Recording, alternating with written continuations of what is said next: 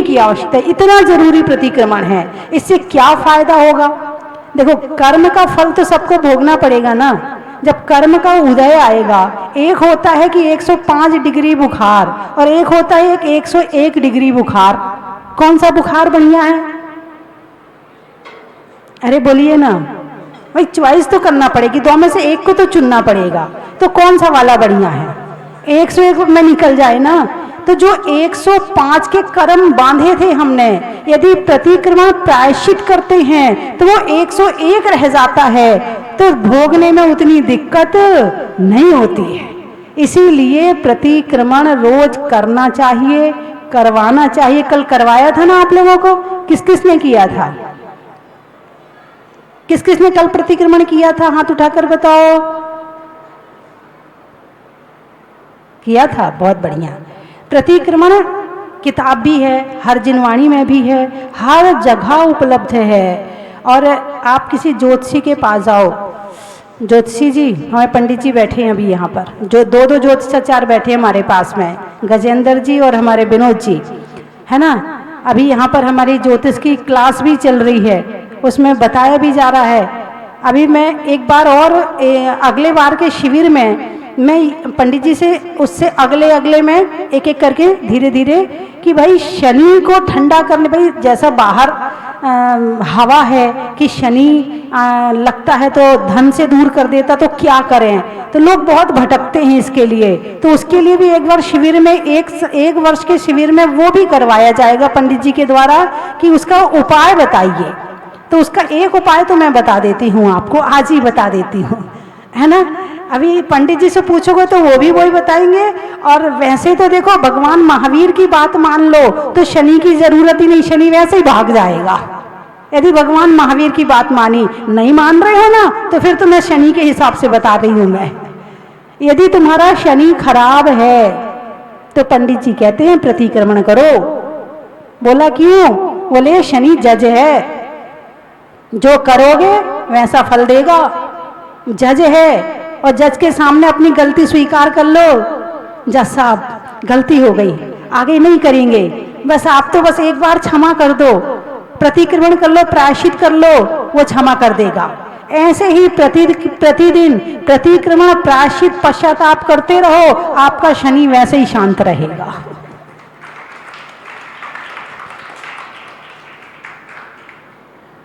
बात समझ में? भाई माइक बढ़ा थोड़ा सा।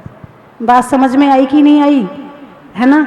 देखो, अभी आप संसार में रह रहे हो और इतने डूबे हुए हो कि अभी मैं सीधे आपको आत्मा के ध्यान में पहुंचाऊं तो आप पहुंचने वाले नहीं हैं। अभी आप शनि में भी फंसे हैं, अभी आप मंगल में भी फंसे हैं। तो पहले आपको उस वहाँ से धीरे धीरे निकालूंगी, लेकिन जब तक उसमें फंसे हो तो उसका उपाय भी उसी तरह से बताऊंगी। जैसे छोटा बच्चा है, स्कूल नहीं जाता तो माँ कहती बेटा लॉलीपॉप ले ले, बेटा तेरे टिफिन में ना तेरी पसंद का नाश्ता रख दूंगी, तू स्कूल जरूर जा।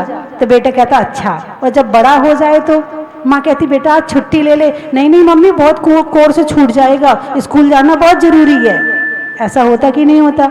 ऐसे ही आपको उस लेवल तक पहुंचाना है जहां तक ये दिखने लगे कि ये सारी दुनिया अलग है और तुम अलग हो,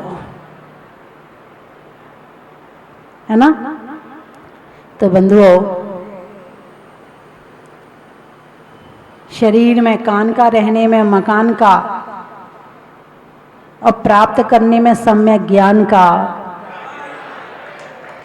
चावल के माण का, जंगल में झाड़ का, और आत्मा में प्रमाण का, अनाज में चने का, पेड़ में तने का, और प्रमाण को समझने का, अनाज में दाने का, इनाम में पाने का, और शिविर में आने का, कर्म के हरने का, त्याग के वरने का, और अपने जीवन में समय को सार्थक करने का, मन को मोड़ने का, पर्वत को तोड़ने का, और शिविर में आने का एक भी मौका नहीं छोड़ने का, खिड़की में सर्दी में बंद का, नहीं होने में द्वंद का, और शिविर में आने वाले आनंद का। चलिए अब हमारे पंडित श्रेयांश जी अपने वक्तव्य से आपको। ओम नमः सिद्धेभ्यः।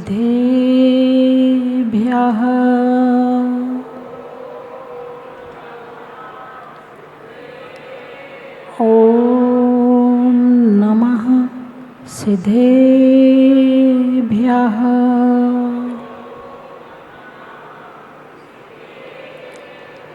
ओम नमः सिद्धेभ्यः।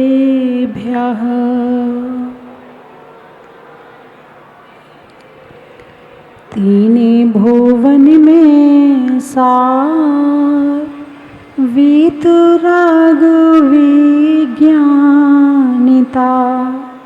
शिव स्वरूप शिविकार, नमः त्रियोगी समारिके। बोले खजराट श्री आदिनाथ भगवान की,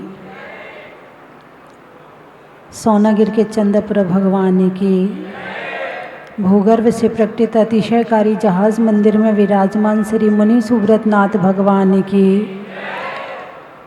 केशवराय पाटन के अतिशयकारी मुनि सुब्रत नाथ भगवान की, चिंतामणि श्री पार्शनाथ भगवान की, विश्ववंदी श्री महावीर भगवान की, जिनवाणी माता की, परम पूजाचा गुरुदेव श्री सन्मति सागर जी महाराज की, परम पूजाचा गुरुदेव श्री ज्ञान सागर जी महाराज की, परम पूजाचा गुरुदेव श्री गेय सागर जी महाराज की।